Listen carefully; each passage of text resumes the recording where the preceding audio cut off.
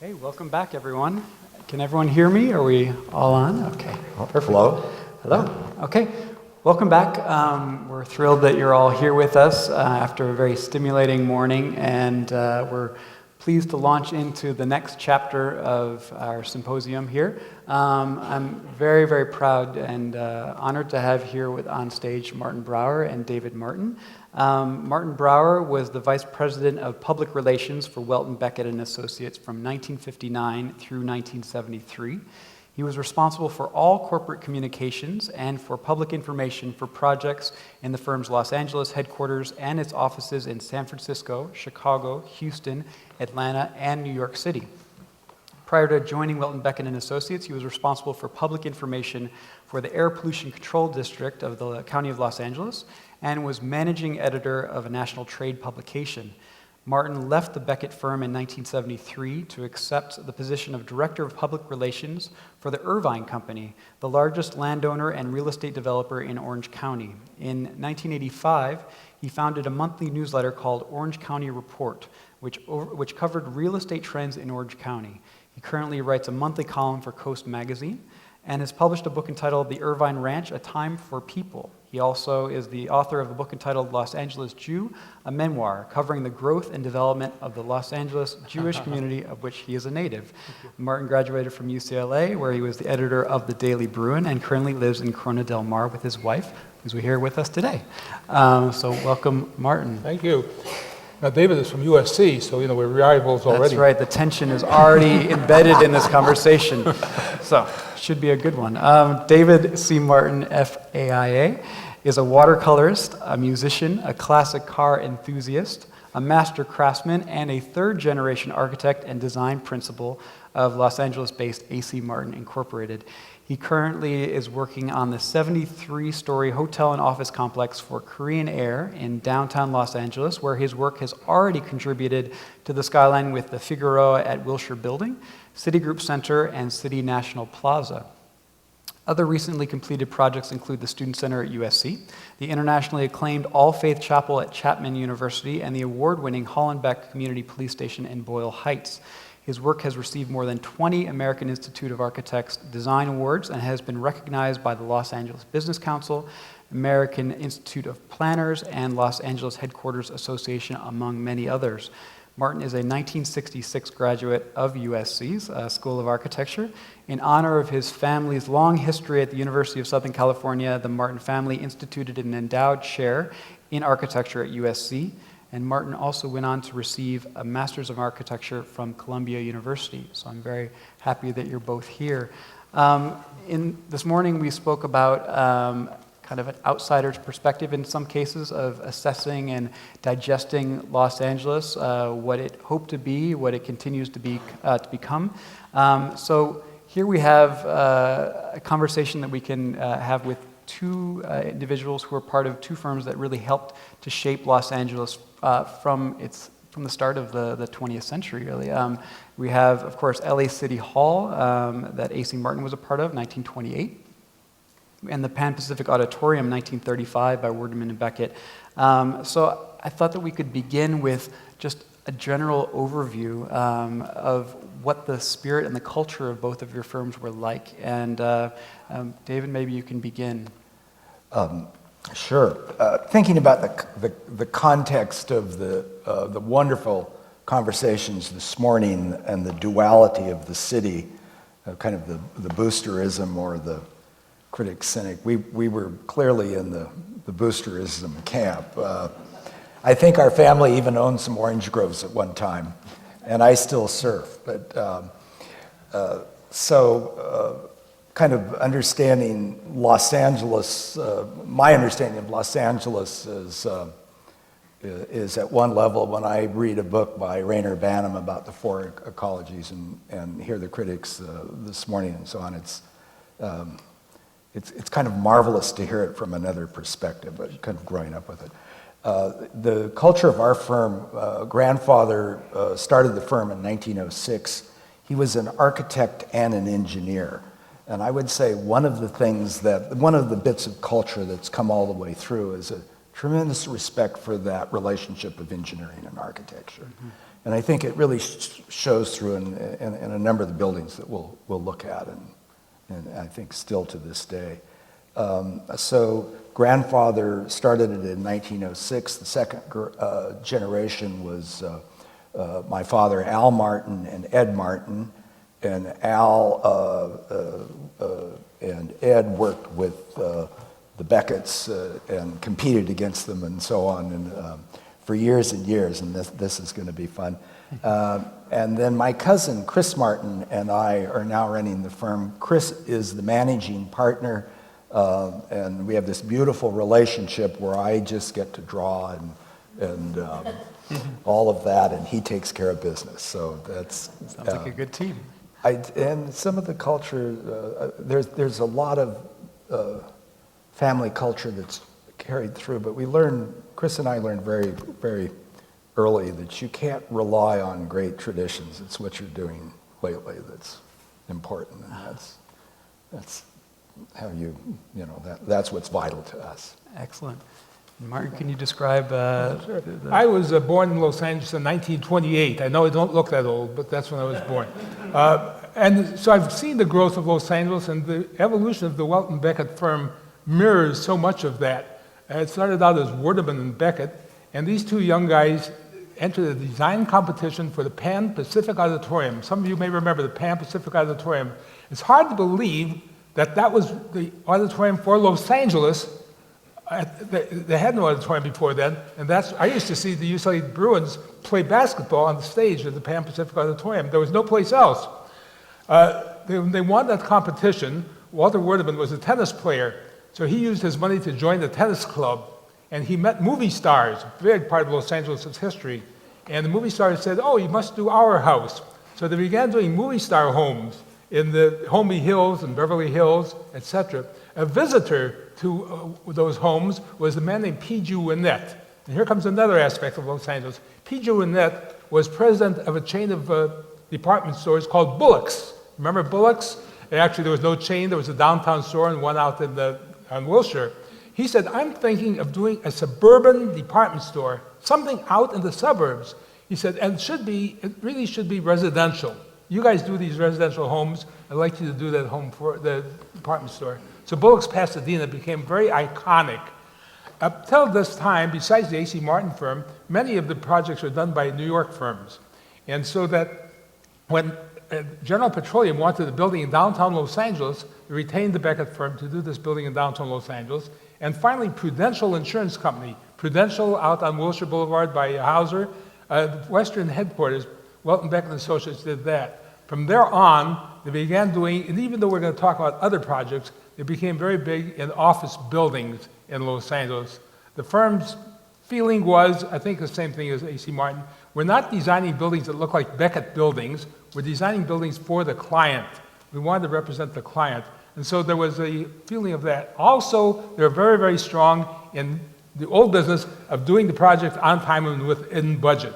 Sometimes firms would go to other firms like Skidmore and Merrill, etc., would come up with this odd thing, but it was way, way out of budget. And then they'd come to Beckett to do it right. Let me tell a little side story. Any of you have been to the Los Angeles Sports Arena? You remember Los Angeles Sports Arena? When you go there, you go over a bridge. Why do you go over a bridge to go to the sports arena? When Los Angeles finally wanted a sports arena, there was no place except Pan Pacific Auditorium.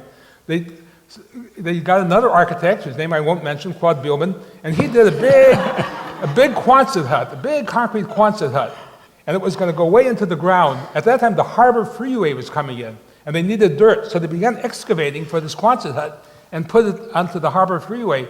When the bids came in, it was way more than the county of Los Angeles had. So they came to Welton Beckett, Lou Nardorf was the architect, let form follow function, did this, but it had to go into that hole, and that's why it sits in the hole and is bridged over. Anyhow, that's the start of the firm. Excellent.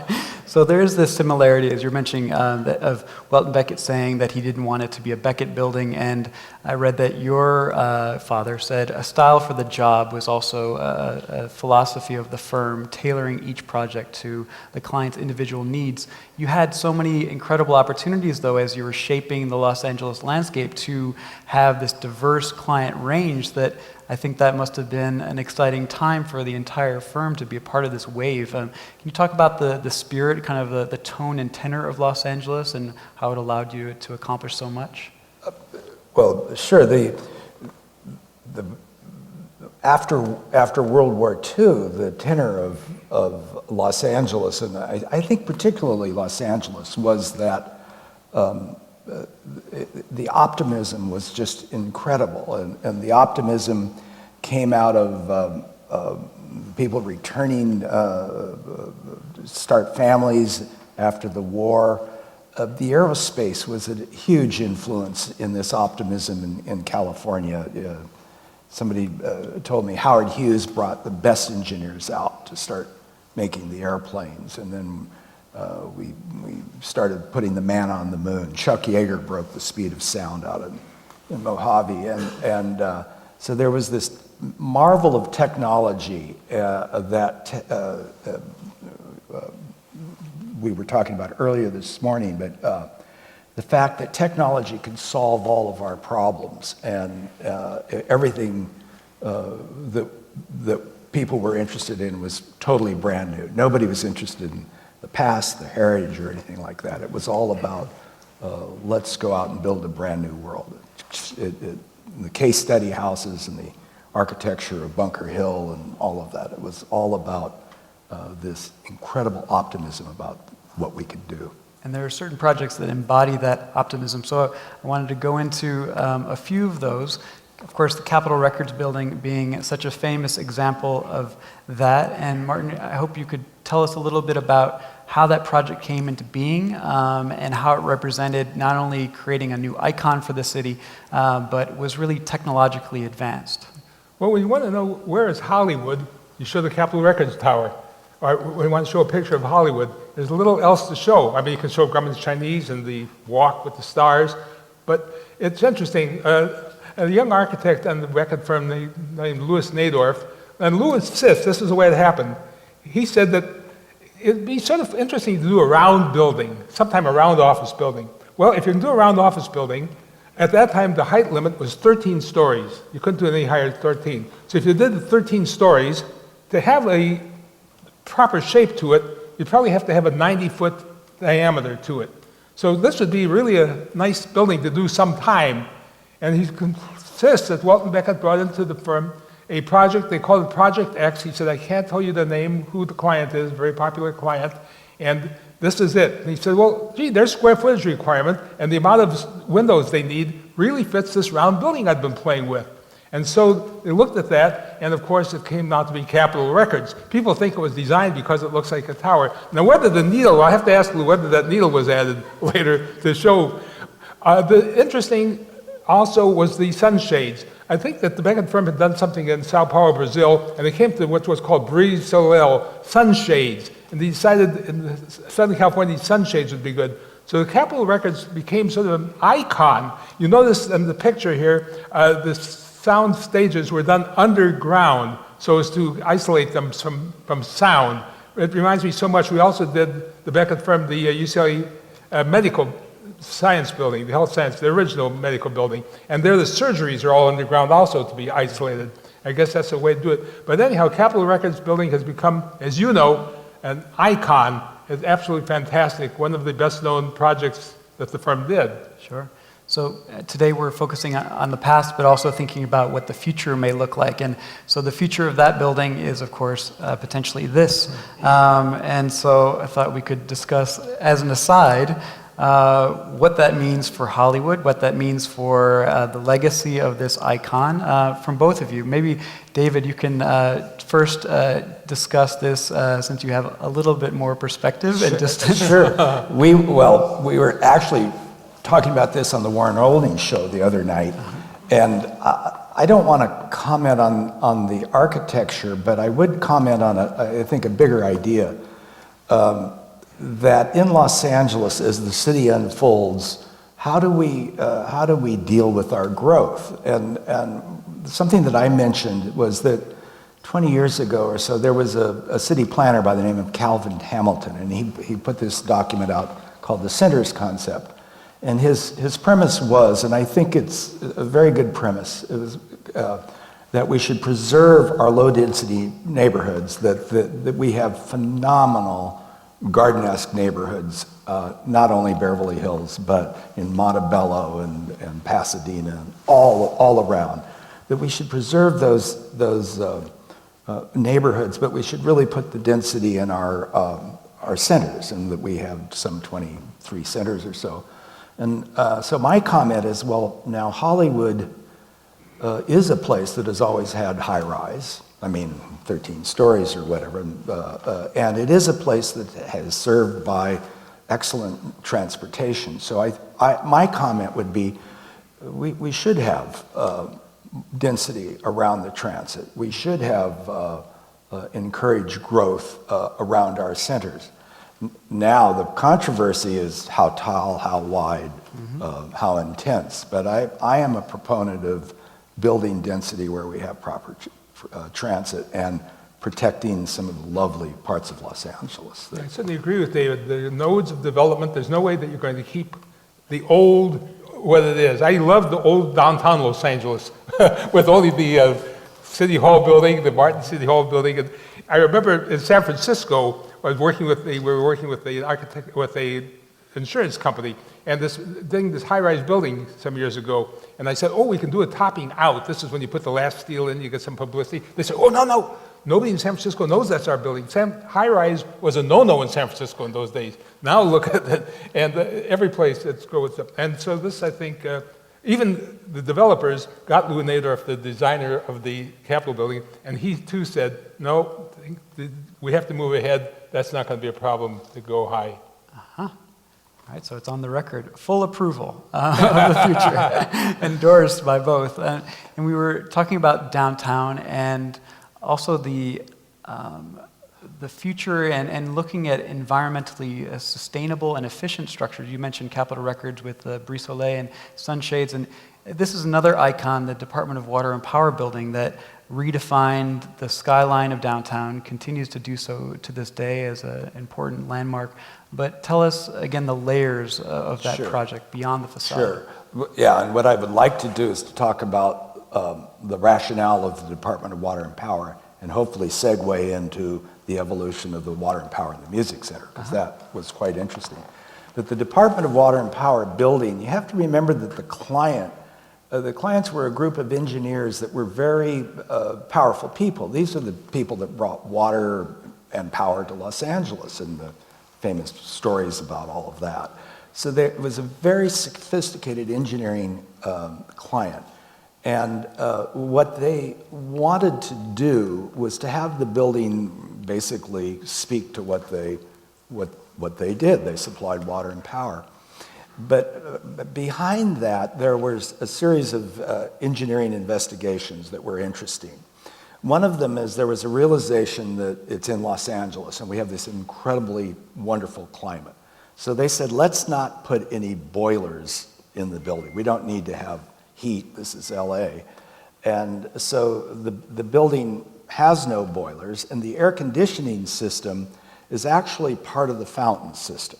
And the building, what we would now call a high-performance building, where the mechanical system, the lighting systems, they were all interrelated, and there was tremendous study and research done about optimizing the work environment, how much light you would need, and all of this. In fact, it's kind of humorous. The lighting in the Water and Power building is about 100-foot candles, but they brought in optimists from all over the world. And they said that maximum productivity would occur at about 300-foot candles. And I think, as we know now, we're really productive at about 20 or 30-foot candles per square foot. So, but this was and so because it didn't have any heat in the building, what they would do is they would leave the lights on at nighttime, and the light would preheat the building for a chilly morning. But the effect of that was, at the termination of every freeway coming into LA, there was this, all night long, this lit up lantern that was really spectacular, announcing Los Angeles. And then, I mean, a side story to it, and we'll segue into this, is it was right next to the Music Center. and the dominant person in the music center was a woman named Buffy Chandler. And you guys were doing the music center, we were doing water and power, and there's some fun stories about our firms. But Buffy Chandler said, Al, I want that building. I don't even want to see that building. I want to look right through it. And the building has 1 acre floor plates. It's a huge floor plate building. But it is all glass. It's a series of fins, brise soleil, and glass. And it really does transform its bulkiness, and it has a lightness to it that I don't know whether that came out of comments from Buffy or not, but I think it works well in that regard. Absolutely. So you have 2 icons that become symbols of Los Angeles, but are very intelligently designed. And I think it gets to the issue that we're promoting in Overdrive, that what you see is often, there's more than just the surface. It goes beyond it. There's much more depth and intentionality behind the overall vision of Los Angeles. And I wanted to talk about the fact that you and your firms were not only responsible for creating icons, you were also interested in revamping entire regions of the metropolis. We look at here with 2 images of Century City and a vision for Bunker Hill on that master plan. And both firms played incredible roles in the vision for these massive tracks that redefined L.A. And so perhaps we can begin with the Bunker Hill story and your work with Arco Towers and Union Bank Building and what that meant for launching AC Martin Partners to a different level. Right. Remember that they lifted the 13-story height limit, I don't know, in 50, 55, 60. Yeah, Travelers Insurance on Wilshire that Beckett did was the first one to go 21 stories to go over 13 stories. Right. Yeah. So that was in the 50s and 60s. You couldn't really build a tall building before that. I think the first building downtown, Bill Pereira did. And then the next one was Union Bank, which we were involved with. We were credited with that, but it was actually, we were tied up with Harrison Abramovitz out of New York City. They were part of the UN building. They didn't trust us to do a tall building yet. And so we were involved with them in that. And then the Arco Towers was the next big set of circumstances. Bunker Hill, I wouldn't, let me make a few comments about Bunker Hill, because when I was at USC, Bunker Hill still stood there. And we used to, God, late at night, we'd jump in a car and go look at I remember one Friday night, it was dark and cloudy and all that, foggy, going up to these mammoth Victorian houses and with big elliptical shapes on them and towering, and they were absolutely wonderful, but there was, the neighborhood was dysfunctional, and it's funny, we would see a light on, and we'd knock on the door about 9 o'clock Friday night and say, hey, we're a bunch of architecture students, can we come in and see this place? And there'd be some growl or slam or something, we'd get out of there. But there was a realization that these were treasures, these Victorian houses, but but Bunker Hill was totally dysfunctional as a neighborhood by that time. It had a heyday in the 30s and 40s, and so very few people were interested in saving it. It was this attitude of optimism, and we're going to do something new, we're going to separate cars and pedestrians, we're going to build the perfect world. And that was a total community attitude about what ought to happen. It happened all across the country in redevelopment projects. And then the Arco Towers, really, as you see in this image, literally towering over the landscape. That was also an important symbol for LA's rise to international corporate prominence with Atlantic Richfield moving their headquarters here. Can you tell us about that process of just having this company come and establish itself with a larger presence, physically larger presence here? And let me make a comment that has to do with the larger planning about that. The 50s, this was, you watch Mad Men. The 50s, that Mad Men is true. The corporations and their consciousness and so on, they were king. And they didn't, so you had the executives on top. It was almost a different world. They weren't too interested in urban planning or anything the like. They wanted the buildings to be symbols of corporate power. And that's not how it is now, but that's what it was then. And Arco Towers was dominated by a wonderful guy, Robert O. Anderson, who had come from Atlantic Oil on the East Coast out to L.A. And what was really interesting about that was I want to say his sidekick, but it wasn't that at all. His best friend was Herbert Bayer, who was probably the last living Bauhaus artist. And their relationship was interesting. Herbert Bayer, the Bauhaus artist, had to approve every color on every gas station. There was the gas stations were getting cleaner and more modern. He introduced a corporate museums and art collections and so on. And Herbert and my father were friends, and they talked about the attitudes of the Bauhaus and how Arco should unfold, and in a very beautiful way. And I think in a way that you might say, well, that looks like a Mies building in Chicago or not New York. But if you really look into it, it's different. It's very special. Chris, you asked about the competition. Yeah. The Beckett firm was doing all the Security Pacific National Bank. Some of you remember the little Security Pacific National Bank? When Security Pacific was going to do its corporate headquarters up on Bunker Hill, we knew we were going to get it. Unfortunately, very unfortunately, Welton Beckett passed away. And we made our presentation with his nephew, and we didn't get it. And this A.C. Martin firm got that project. We were, big-time architecture was really, really competitive. And we were really, really hurt by that one, I'll tell you that. I want to tell another story, Martin, though. Getting back to the Music Center and Water and Power. They were both built at the same time, and they were really the beginnings of the urban renewal of Bunker Hill. And this is a good picture here.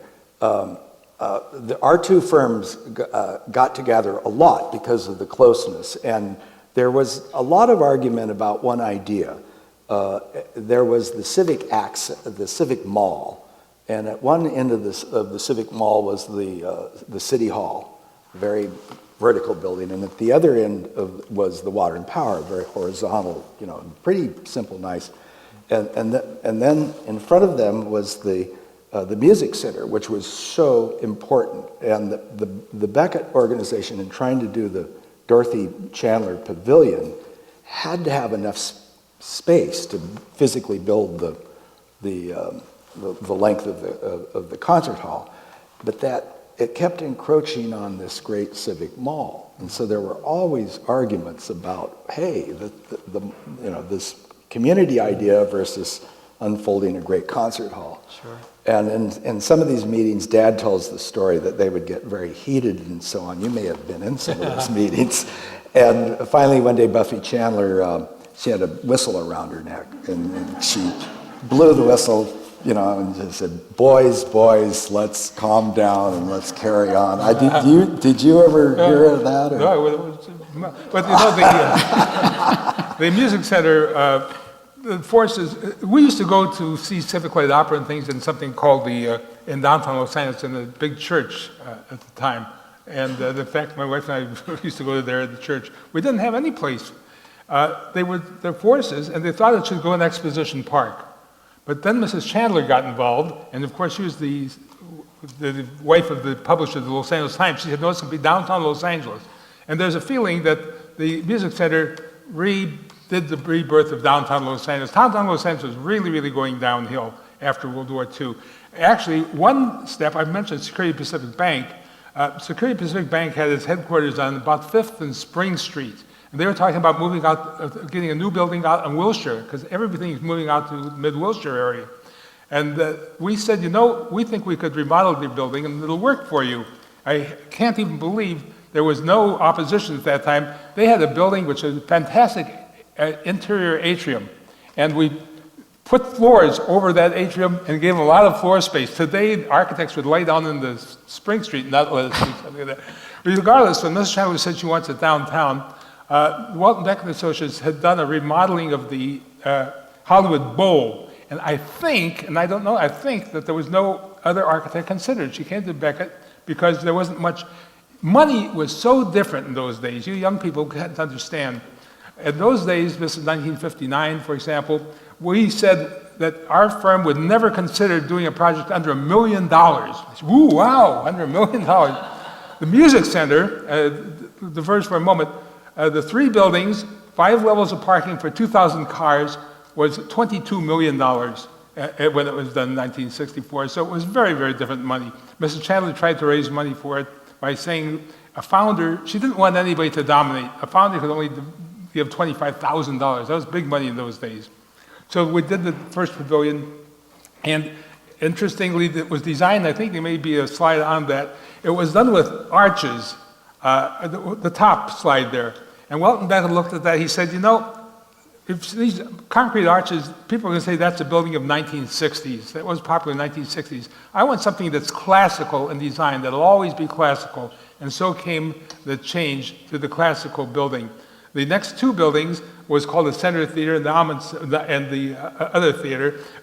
Mark Taper, of Savings and Loan Man, came and said, I'll give you $1 million if you name that after me, Mark Taper Forum. Miss Chandler just couldn't turn down that $1 million.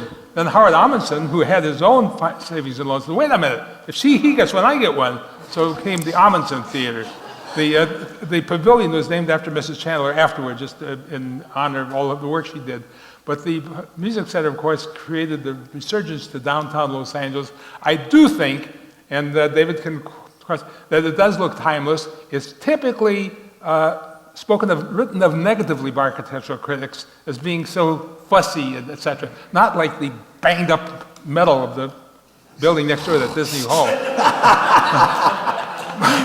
But between 1964, it just has got to be a very classical addition and brought downtown back to downtown. And at the time, it was a huge moment for the city. And I read that Leonard Goldberg, architecture writer from the New York Times, says that the Los Angeles Music Center makes Lincoln Center look like garbage. So this was a big moment for, That's right. for well, LA. Actually, the quote there was not to Leonard Goldberg. There was the architectural critic for the New York Times. He came out, and we gave him a special pass so he could go all around, and he's clapping on the walls to hear the sound of the acoustics. And he's the one who said it makes the Lincoln Center like garbage.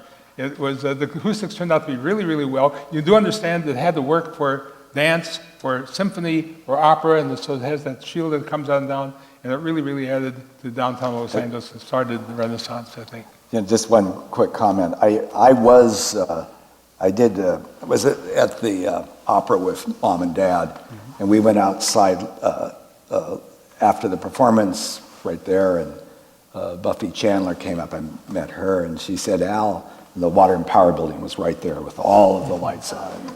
And she said, Al, when are you going to turn down those goddamn lights? I think I did hear about that one. I was there at that one.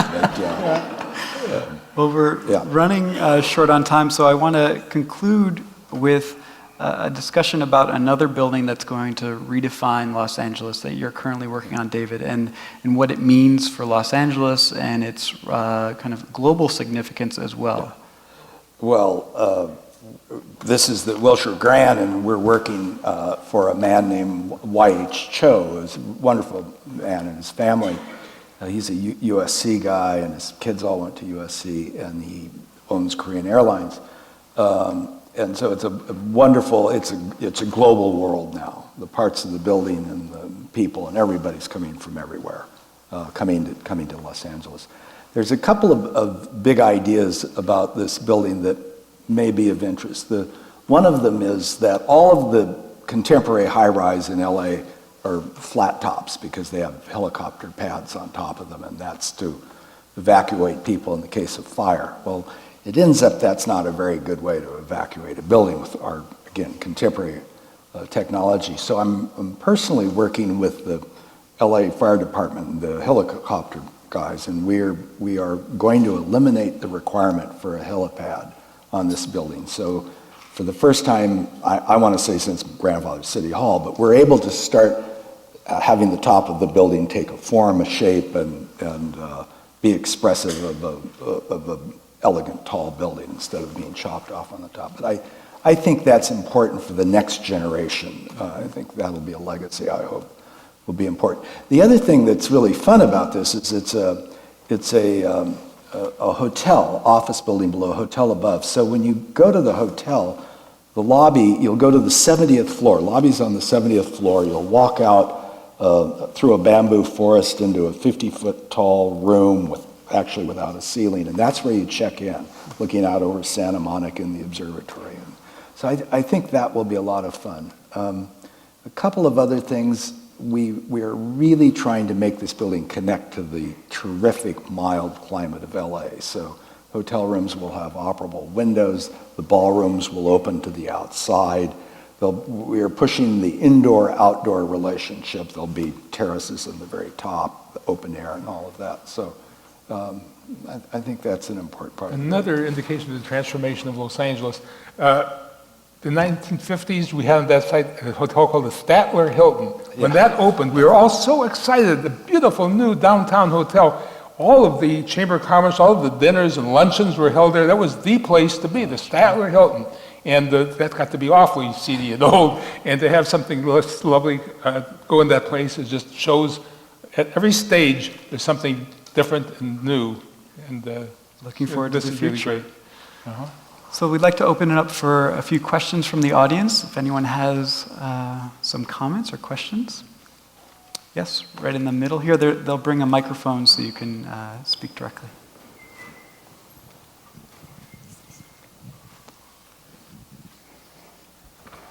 Hi. I wanted to ask about the Hollywood Towers that you guys were talking about earlier, and how earlier Christopher Hawthorne was discussing monocultures in LA, and I was wondering if possibly this could be another example of that, where you're looking at a problem and just using a simple solution such as, oh, we have density, therefore we need a skyscraper, as opposed to like looking at more complex ways to solve the problem. You know, I wouldn't say I want to endorse that design in the specifics, and so I don't want to comment on that. But what I do want to comment on is I don't think building high-density housing in the middle of an urban metropolis is a monoculture in any way. I think Hollywood is rich because of its entertainment and its offices and its historic buildings. And I think having people living in high-density areas is really a positive thing.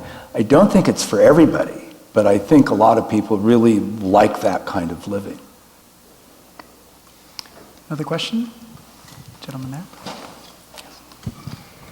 You talked about how different things were practicing architecture back in the 1950s and 60s.